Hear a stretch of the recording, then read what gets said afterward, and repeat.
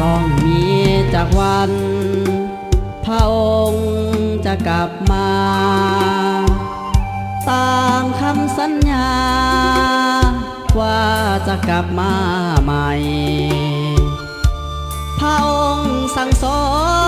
นให้หูและให้เข้าใจพระองค์ไปสร้างโลกใหม่แล้วเมื่อใดจะกลับคืนมาต้องมีสักวันพระองค์จะกลับคืนมา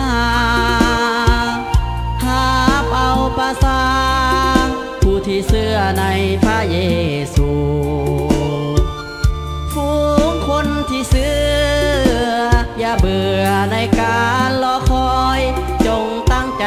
และอย่าท้อถอยจงรอคอยวันพระองค์มาอธิษฐา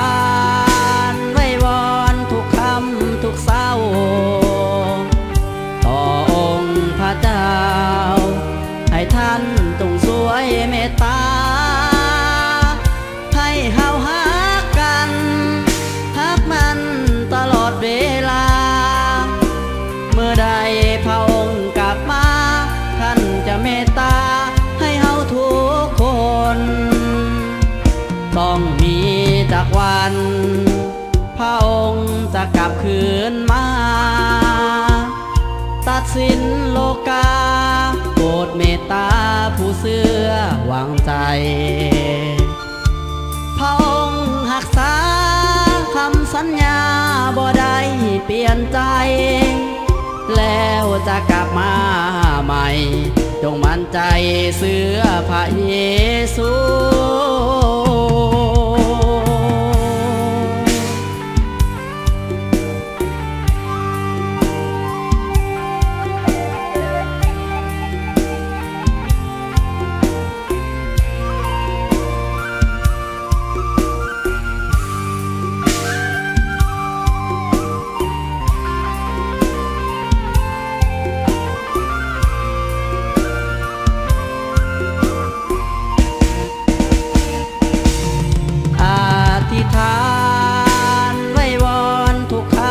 ทุกเศร้า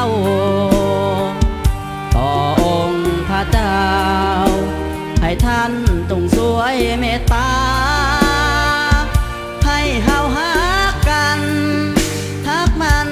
ตลอดเวลาเมื่อใดพระองค์กลับมาท่านจะเมตตา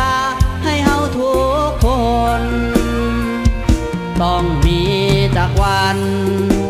พระองค์จะกลับคืนมาตัดสินโลกาโปรดเมตตาผู้เชื่อวางใจพระองค์รักษาคำสัญญา